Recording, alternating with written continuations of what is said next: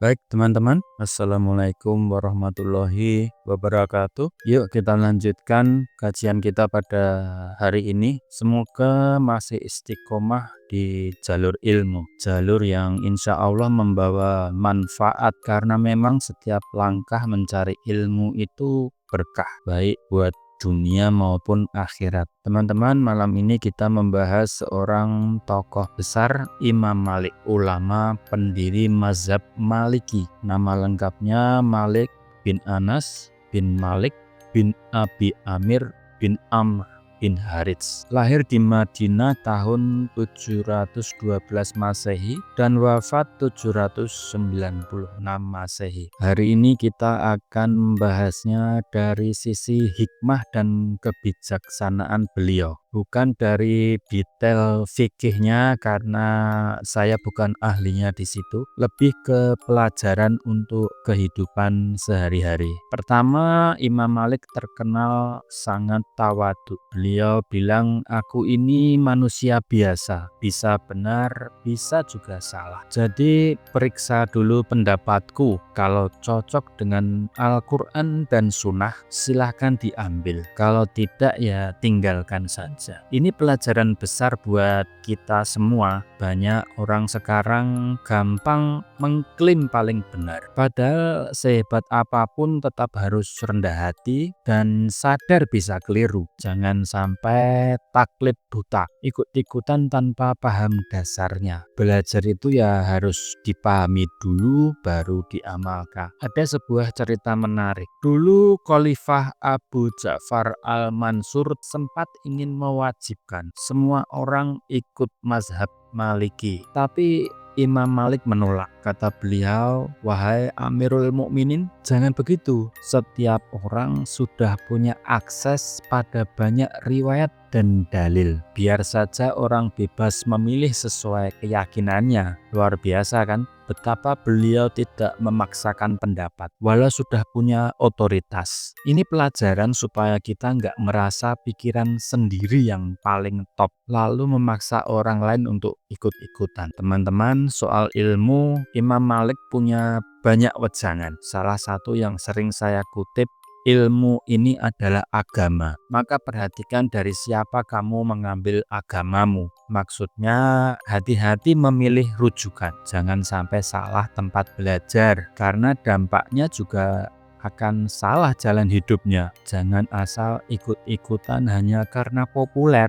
Lihat dulu ilmu dan akhlaknya. Lalu kata Imam Malik lagi, ilmu itu bukan didapat dari banyak riwayat saja. Ilmu itu cahaya yang diletakkan Allah dalam hati. Jadi bukan sekedar hafalan, data, atau konsep, tapi ilmu yang menerangi kehidupan kita, bikin hidup lebih bermakna. Google sekarang tahu banyak, HP juga bisa, tapi ilmu sejati itu yang membawa manfaat, menerangi hati, dan membuat kehidupan kita lebih berkualitas. Gini teman-teman, kata Imam Malik, pelajaran adab sebelum ilmu. Jadi akhlak dulu diperbaiki, baru ilmu. Kenapa? Analoginya ember dulu dibersihkan sebelum diisi air bersih. Kalau ember kotor, airnya juga ikut kotor. Jadi akhlak itu wadahnya ilmu. Bahkan katanya Imam Ghazali, banyak orang nambah ilmu tapi hidupnya enggak makin baik, justru makin sombong karena ilmunya dipakai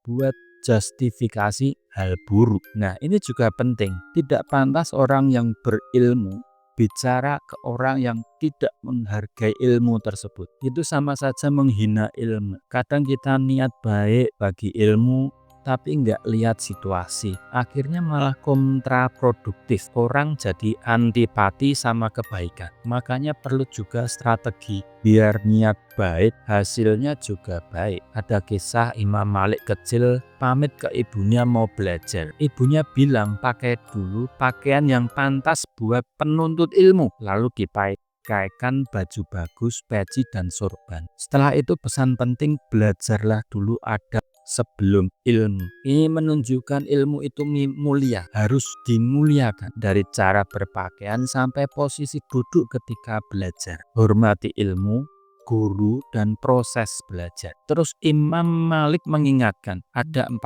orang yang tidak boleh diambil ilmunya. Orang bodoh yang nyata kebodohannya, pengikut hawa nafsu yang mengajak pada hawa nafsu, orang yang suka berdusta, dan orang saleh tapi tidak paham dengan apa yang ia sampaikan. Jadi penuntut ilmu juga harus kritis, lihat siapa gurunya, jangan sembarangan ikut meski yang disampaikan baik, karena kadang dasarnya yang kurang kuat. Kalau bicara soal zuhud, Imam Malik berkata, kalau orang zuhud, Allah akan beri nikmat. Zuhud itu bukan tidak punya harta, tapi hatinya tidak terikat dengan harta. Jadi duniawi boleh saja dicari, tapi jangan sampai hati terikat. Jangan jadi ukuran kebahagiaan. Ada kisah Imam Malik diberi hadiah kuda mewah. Begitu ditawari ke muridnya, Imam Syafi'i langsung diberi tanpa pikir panjang. Atau waktu diberi uang 1000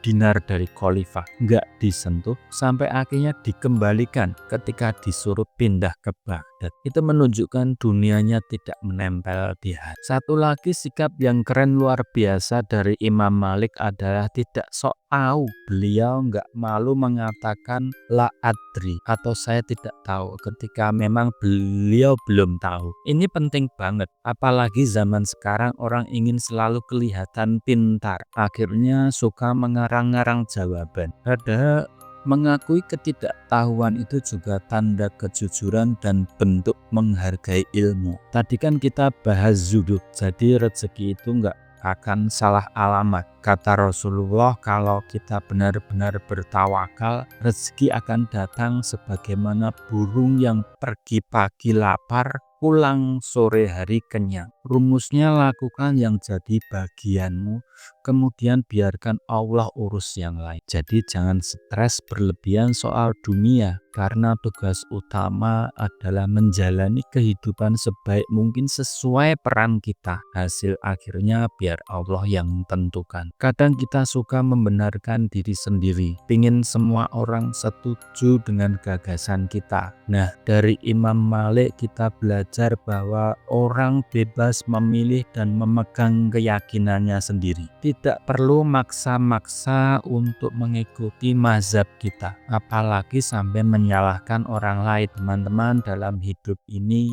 ilmu dan adab adalah 2 pondasi penting. Akhlak adalah wadah, ilmu adalah isi. Jangan kejar gelar atau banyaknya data, tapi kejar kebermanfaat dan kemuliaan ilmu. Ilmu sejati itu yang bermanfaat, bukan sekedar hafalan. Baik, semoga bermanfaat. Ngaji dari tokoh besar Imam Malik. Setiap orang pasti punya kekurangan. Bahkan ulama pun mengakui bisa keliru. Yang penting terus belajar, berbanyak adab, jangan mudah merasa paling benar, dan jangan lupa rezeki nggak akan pernah salah alamat selama kita sudah berusaha dan bertawakal. Nikmati hidup, belajar santai. Oke teman-teman, kita teruskan perjalanan ilmu ini dengan hati yang ringan, pikiran terbuka, dan jiwa yang tulus.